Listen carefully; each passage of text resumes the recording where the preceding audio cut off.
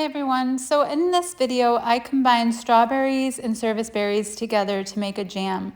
You do not have to have the strawberries if you want to make this with just 5 cups of service berries or even just 5 cups of any berries like blueberries or strawberries. You can follow the same recipe and it will do just wonderfully. Good evening, everyone. This is Natalie with Garden Air, and tonight I'm out here looking at my beautiful serviceberry tree. And it's June, so serviceberries are coming ready. So I just picked a bunch of them.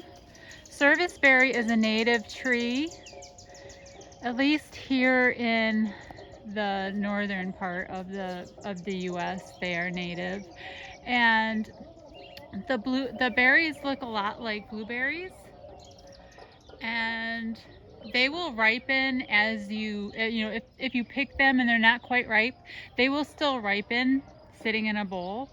So you can go ahead and get your service berries picked and like use them the next day if they're a little early. So I picked a bunch, and I also picked a few strawberries, and I'm thinking about combining them and making a strawberry and service berry jam. So let's go in and see what we're looking at with that. Okay, so I harvested my service berries, and I also got some strawberries today, and I didn't get a big yield of strawberries this afternoon. So I think I'm going to combine them and do a strawberry service berry jam.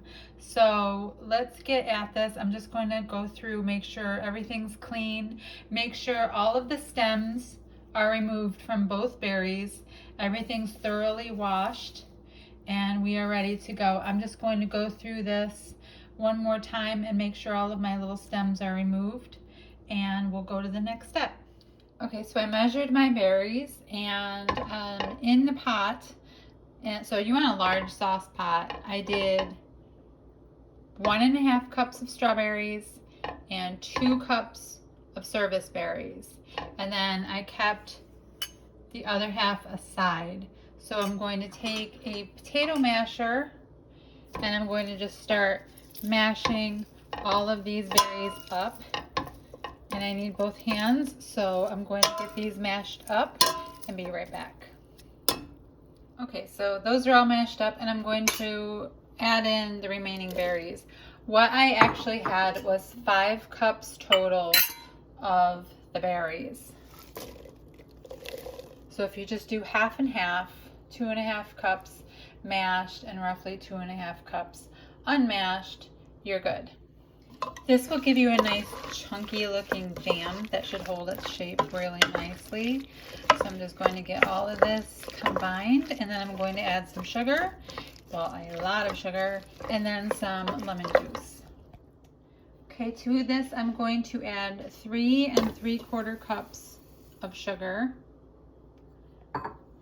and 3 tablespoons of pure lemon juice. And then I'm going to get this set up and start cooking, and I want to just get it to a light boil. So let's get all of this stirred up really well.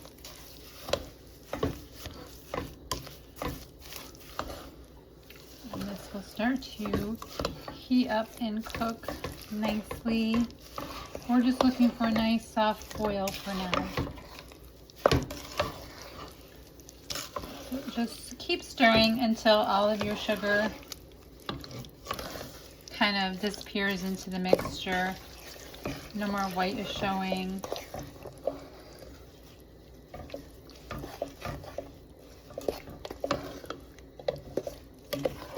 That looks really good.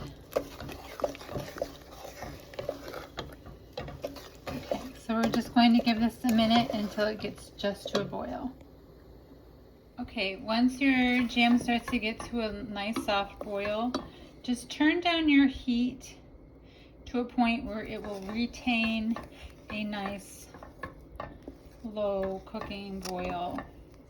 You don't want it too bubbly, and you don't want it scorching at the bottom, so make sure you stir it often. And in the meantime, you can start getting your water bath canner ready. So keep watching your jam as it slowly cooks. Keep stirring it occasionally, and you want to have a candy thermometer ready, and you're going to get it up to 220 degrees Fahrenheit.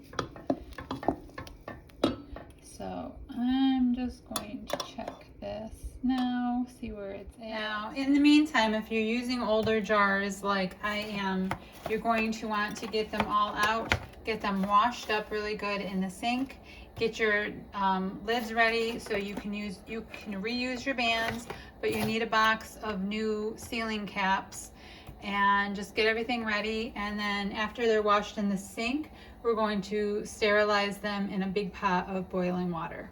Okay, so I'm using 1/2 pint jars. I just grabbed 6. I'm really not sure how many I'm going to fill up. So if I have any extras, I think I will put it in a larger jar and just put the rest in the refrigerator to use right away. So 6 1/2 pints is what I have ready for now. And then these are regular mouth, so I want the regular mouth lids ready to go. And as soon as my water is at a good rolling boil, I can sterilize these jars. Okay, just going back and checking everything. I am giving the whole berries that are in here like little smashes along the wall to kind of just pop them. Especially the strawberries, since they'll be so big in the jam. My strawberries were little, so I'm not too worried about how big they're going to be in the jam, unless I find some bigger ones. And I'm just going to give them a quick little mush. Check my temperature. We are almost there.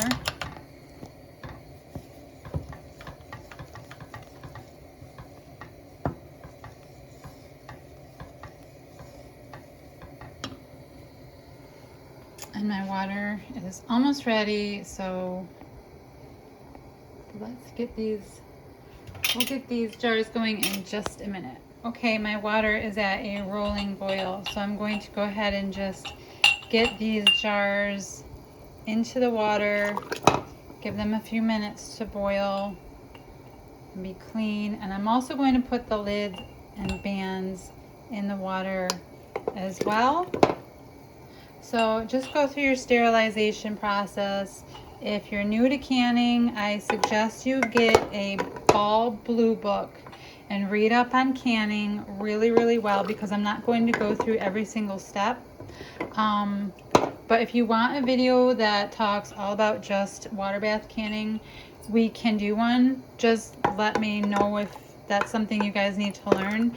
But I really suggest getting a Ball Blue handbook all about canning. You will learn everything you need to know. So I'm going to get my bands in here. And then after a few minutes of boiling, I usually give them about 3 minutes. Make sure it's back up to a rolling boil, and then I count my 3 minutes. And then I get everything out. And you want to pack everything while it's still hot. Okay, so I have my sterilized and hot jars all lined up and ready for pouring. And I have my funnel that sits inside of the lip of the jar to keep any liquids from spilling onto the rim or the outer part of my jar as I pour. So I'm going to set that in place for each jar as I get ready to pour. Coming back to my jam, we are up to temperature at 220 degrees. So I'm just going to stir it, give it maybe another minute or two, make sure it's, I don't know, I'm just going to hold it at that temperature for a couple minutes before I shut it off. And then I will get ready to pour hot jam into the hot jars. Okay, so I'm going to ladle my stuff in because I want to try to control how much of the berries, thicker part of the jam I get, to how much liquid, so I can kind of keep it even between each jar. So I'm just going to do my best, get everything filled neatly. And I'm actually going to turn this off while I do this so I don't make a mess. If you get anything on the outer rim of your jar, wet down a wet paper towel in your boiling water that you already have, and wipe down the outside of your rim and clean it with that. Okay, so I got 5 of my jars filled up and my 6th one wasn't completely full, so I'm going to just keep this one in the refrigerator and not can it. So I did leave a 1/2 inch headspace on each one, and I'm going to go ahead and pick up my lid and get it all. Now I gotta clean that. These magnets are not the easiest thing to use. It does take a little finesse. So I'm going to put a lid on each one. And then when I close it with, and I touch the tops. When I close it, I'm not going to like seal it super tight. You're just doing what's called finger tight. So you're just closing it just enough for it to really catch, but you don't want to screw these on super tight. So just place your canning rack in the bottom of your canner and go ahead and get your jars set in underneath the boiling water.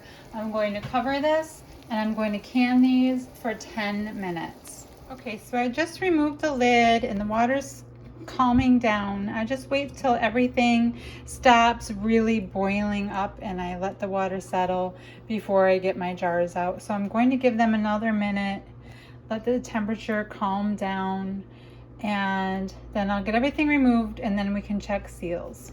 Okay, so they're out of the water bath and now they're just going to need a good 24 hours to cool. And you'll hear the lids kind of like popping and making some noises as everything settles down and cools and the lids start to seal. So and after 24 hours, when everything's cool, just go ahead and remove your lid. So I have an older jar of preserves from last year, and what you want to do is just remove your lid after they're cool and just give it a quick little check around the rim. Make sure that seal is nice and tight, the middle part does not move around, and that the seal looks good. And then you'll be ready to go and you can put it away in your pantry.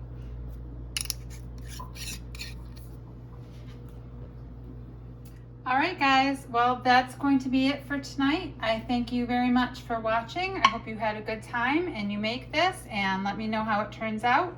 And I will see you all next time. Have a wonderful night. Bye.